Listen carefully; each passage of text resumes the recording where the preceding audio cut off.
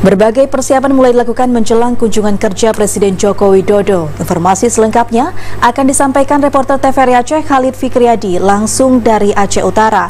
Assalamualaikum Khalid, bagaimana persiapan yang mulai dilakukan? Ya, Waalaikumsalam, baik Azalia dan juga Aidil. Memang berbagai persiapan terus dilakukan untuk menjemput kedatangan Presiden Joko Widodo ke Provinsi Aceh. Dan saat ini saya sedang berada langsung di lokasi di mana esok akan dilakukan peluncuran kartu tani. Berbagai persiapan pun dilakukan, di mana persiapan panggung utama dan juga gladi bersih seperti yang dapat Anda saksikan di belakang saya saat ini. Dan dalam persiapan kedatangan Presiden Joko Widodo ke Provinsi Aceh kali ini, sebanyak 4.000 personil dikerahkan untuk menjaga keamanan dan juga sentralisasi tempat di mana Presiden Jokowi akan berkunjung ke beberapa titik lokasi esok hari. Dan di sini Pangdam Iskandar Muda langsung mengeceknya sendiri bagaimana keamanan dan persiapan yang telah dilakukan untuk menyambut kedatangan Presiden Joko Widodo esok hari.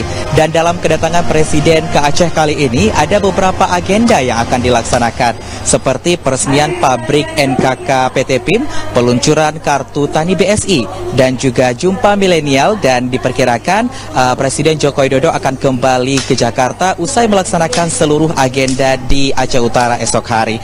Dan ini tentu bukan pertama kalinya Presiden Joko Widodo mengunjungi Provinsi Aceh. Tercatat bahwa esok akan menjadi kunjungannya yang ke-9 kali ke Provinsi Aceh, di mana terakhir Presiden Joko Widodo datang ke Provinsi Aceh untuk vaksinasi door to door dan juga penyaluran bantuan sosial kepada seluruh masyarakat yang ada di Provinsi Aceh, dan itu tepatnya dilaksanakan pada bulan September tahun 2021.